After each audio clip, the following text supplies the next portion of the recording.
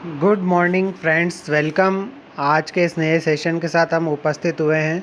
दोस्तों, इस वीडियो में हम कक्षा 6 एनसीईआरटी का पार्ट नंबर 15 हमारे चारों ओर वायु के सेकंड भाग लेकर हाजिर हुए हैं। तो आपका हार्दिक स्वागत है। आज दोस्तों हम सेकंड पार्ट कवर करेंगे।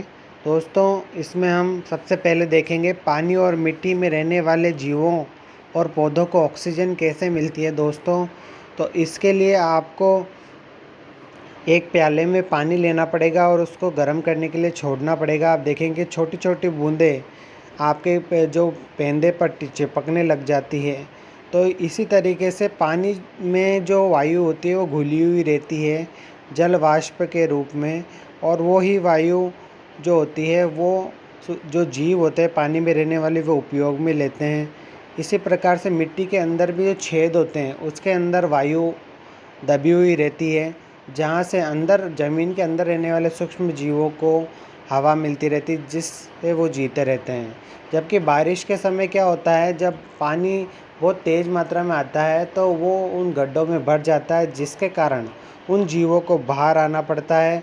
और उन जीवों को बाहर आने के कारण, जैसे आपने केंचुओं को देखा होगा, वो बारिश के समय ही बाहर निकलते हैं, तो उनको बाहर निकलना पड़ता है। तो वायु हमेशा जहाँ भी जगह होगी वहाँ उपस्थित रहेगी।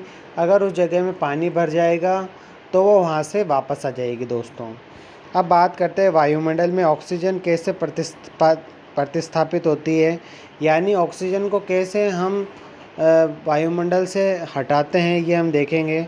अध्याय 7 में हम प्रकाश संश्लेषण के बारे में पढ़ चुके हैं। इस प्रक्रिया में पौधे अपना स्वयं भोजन बनाते हैं। हम सब जानते हैं पौधा अपना भोजन स्वयं बनाता है।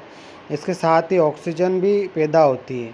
पौधे श्वसन में ऑक्सीजन का उपयोग करते हैं, परंतु उपयोग की गई ऑक्सीजन की तुलना में वे अधिक ऑक्सीजन उत्पन्न करते हैं। इसलिए हम कहते हैं कि पौधे ऑक्सीजन उत्पन्न करते हैं।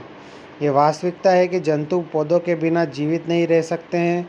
पौधों और जंतुओं के द्वारा श्वसन तथा पौधों के द्वारा प्रकाश संश्लेषण से बना रहता है। इससे स्पष्ट हो जाता है कि पौधे और जंतु एक दूसरे पर निर्भर होते हैं। अब हम ये अनुभव कर सकते हैं कि पृथ्वी पर जीवन के लिए हवा बहुत महत्वपूर्ण है। क्या वायु के अन्य उपयोग भी हैं? जी हाँ, हम पवन ऊर्जा की बात करें, जो पवन चक्की से बनती है, उस पर दृष्टि डालते हैं। वायु पवन चक्की को घुमाती है। पवन चक्की का उपयोग ट्यूबवेल से पानी निकालने और आटा चक्की को चलाने के लिए होता है। पवन चक्की विद्युत भी उत्पन्न करती है। वायु नावों को खेने में, ग्लाइडर, पैराशूट, हवाई जहाज को चलाने में भी सहायता करती है। पक्षी, चमगादड़ और कीड़े वायु की उपस्थिति के कारण ही उड़ पाते हैं। अगर वायुमंडल में वायु नहीं होगी तो वो उड़ नहीं पाएंगे। वायु बहुत से पौधों के बीजों, फूलों के परागकणों को इधर उधर से फैलाने में भी सहायक होती है तथा जल चक्र में भी वायु महत्वपूर्ण भूमिका निभाती है। आइए दोस्तों, कुछ महत्वपूर्ण बिंदु है इस चैप्टर को देख लेते हैं। वायु प्रत्येक स्थान पर मिलती है। हम वायु को देख नहीं सकते, परंतु हम इसको अनुभव कर सकते हैं। गतिशील वायु को हम पवन कहते हैं। कोई भी वायु अगर गतिशील है तो उसको हम पवन बोलेंगे। वायु जगह घेरती है। जल तथा मिट्टी में वायु उपस्थित होती है।